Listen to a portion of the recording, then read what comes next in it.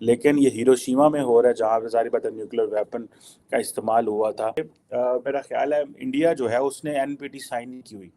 Nuclear non proliferation treaty जो है वो बेसिकली एक हिरोशिमा में भी होना और ये ट्रीटी भी साइन ना कर पाकिस्तानियों उसके के लिए वर्क वीजाज बैंड हो गए थे और आज तक बैन है, वेरेज इंडिया के लिए खुला हुआ है। इंडिया के प्लेन लोड्स जा रहे हैं। 1971 की जंग कौन जीता? इंडिया। 65 की जंग में ना पाकिस्तान ने इंडिया का जितना इलाका अपने कब्जे में लिया था, इंडिया ने उससे 300 गुना ज्यादा पाकिस्तान का इलाका अपने कब्जे में लिया था। ये बात आपको बताई गई है, बुक्स में नहीं बताई गई। आज आलमी टेक्नोलॉजी कंपनियों के जो भारतीय चीफ एग्जीक्यूटिव्स या तो रह चुके हैं या मौजूदा इस वक्त हैं, जरा उन पे नजर दौड़ाते हैं, क्योंकि ये कोई कोइंसिडेंस नहीं है। डेफिनेटली बड़ा सिस्टमैटिक तरीके से ये जो पूरी इस वक्त सूरत हाल है उसके पीछे कुछ ना कुछ किसी ने कुछ सोचा है और तब ये आज भारतीय जो है दुनिया भर में हर तरफ मुख्तलिफ जो टेक कंपनीज हैं या मुख्तलिफ जो प्लेटफॉर्म्स हैं उनमें टॉप पोजीशंस पे हैं। 2015 में गूगल के वो सीईओ बाकायदा तौर पे तैनात हुए थे। अगेन भारत में पैदा हुए, भारत में ही पढ़े लिखे, उसके बाद जाकर अमेरिका में उन्होंने एक मुकम्मल जदोजहद के बाद जो है उस पोजीशन पे पहुंचे हैं। सत्या नडेला 2014 माइक्रोसॉफ्ट के सीईओ रहे, 2021 में वो जॉइंट टेक एग्जीक्यूटिव चेयरमैन तैनात इस वक्त हुए हैं।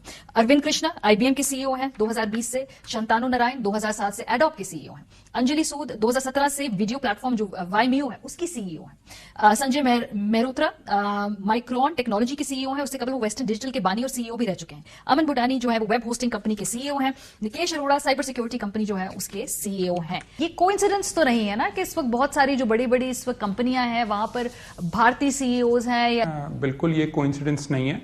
ये चीज़ बहुत सालों से, बल्कि मेरे हिसाब से, हमारे हिसाब से तकरीबन पिछले 25-30 साल से प्लान्ड और ऑर्गेनाइज चल रही है। देखिए, सबसे पहले हमें ये देखने की ज़रूरत है कि इंडिया का जो एजुकेशन सिस्टम है वो बहुत स्ट्रांग है और ख़ास तौर पे जो हायर एजुकेशन सिस्टम है वो बहुत स्ट्रांग है। तो सबसे पहले उनकी एजुकेशन स्ट्रांग थी, फिर उनके यहाँ प्रोफेशनलिज्म बहुत है, फिर उनके वर्क एथिक्स बहुत स्ट्रांग है।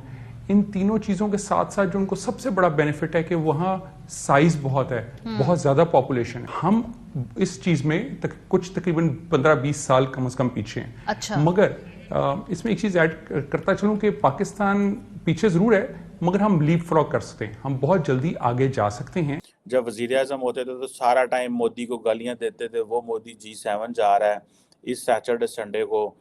उधर यूरोपियन यूनियन जो है वो इंडिया से मदद ले रहा है कि पीस इनिशिएटिव आप लें और रशिया को कहें कि जी वो जो है हमारी इंडिया से मदद लेना चाह रहे हैं। एक तरफ यूरोपियन यूनियन जो है वो इंडिया से मदद मांग रहा है, उधर अमेरिकन जो हैं वो चाहते हैं कि इनके साथ हमारी जो है वो इंडिया को G7 में लेके आना चाहते हैं।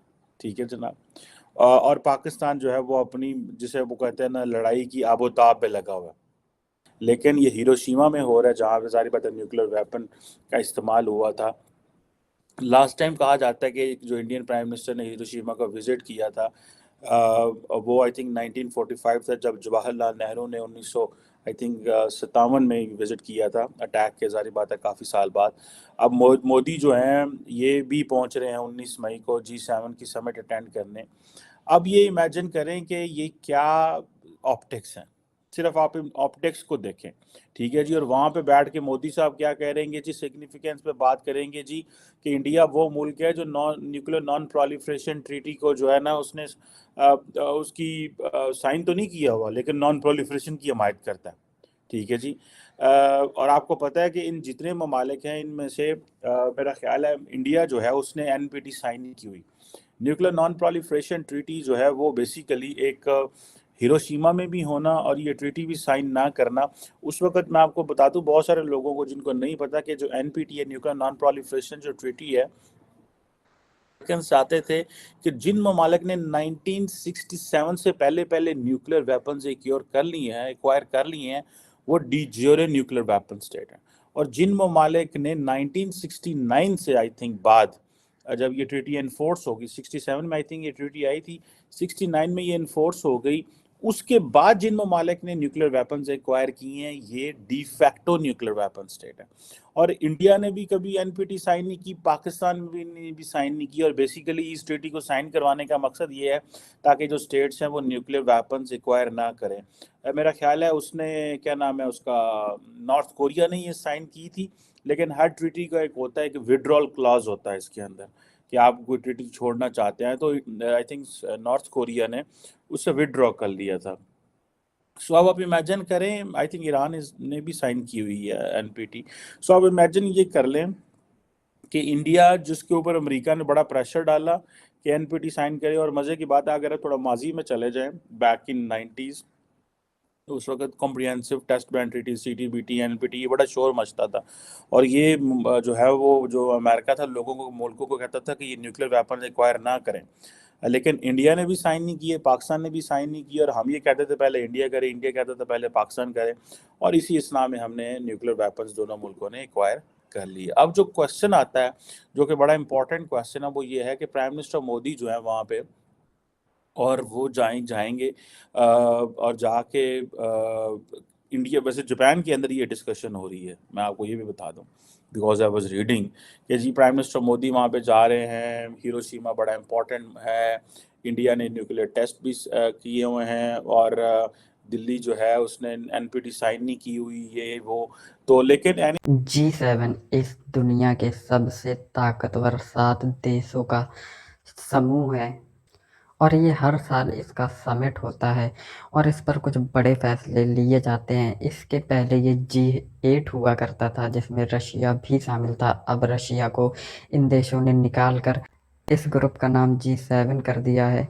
और अब इन देशों ने, जो मेंबर स्टेट्स हैं G7 के, उनका ऐसा कहना है कि भारत को भी G7 में हमें शामिल करके इसको वापस से G8 बनाना होगा, क्योंकि आज के टाइम में ऐसा कोई भी फोरम नहीं है जो विदाउट इंडिया कंप्लीट हो सके। और उसका कारण है इंडिया की ह्यूज पॉपुलेशन और इंडिया की इकोनॉमिक साइज। अब इसी G7 का एक इवेंट होना है इस साल जापान के अंदर हिरोशिमा में, जहां पर न्यूक्लियर बॉम्ब गिराया गया था और इस इवेंट में भारत को भी बुलाया गया है। इसलिए पीएम नरेंद्र मोदी हिरोशिमा जाएंगे। इस बात को लेकर पाकिस्तानी मीडिया बात कर रहा है और कह रहा है कि एक तरफ जहां भारत को बड़े बड़े समिट्स में बुलाया जा रहा है, इनविटेशन दिया जा रहा है, वहीं पाकिस्तान को आज के समय में कोई पूछ भी नहीं रहा। ना कि बड़े देश बल्कि छोटे से छोटा देश भी पाकिस्तान के ऊपर अब भरोसा नहीं कर रहा है। और जो भी उनके मुस्लिम बिरादर देश थे, जो मिडिल ईस्टर्न कंट्रीज थी, उन्होंने भी अब भारत का साथ ज़्यादा अच्छा समझा है पाकिस्तान के बनिस्बत, क्योंकि पाकिस्तान बिल्कुल भी ट्रस्टवर्दी नहीं है, ये पूरी दुनिया जान चुकी है। एक कंट्री जो 23 बार IMF का प्लान लेने के बावजूद अपनी इकोनॉमी को इन लाइन नहीं ला पा रही, उसमें सीधे सीधे मालूम पड़ता है कि वहाँ ऑनेस्टी और इंटेंट की कमी है।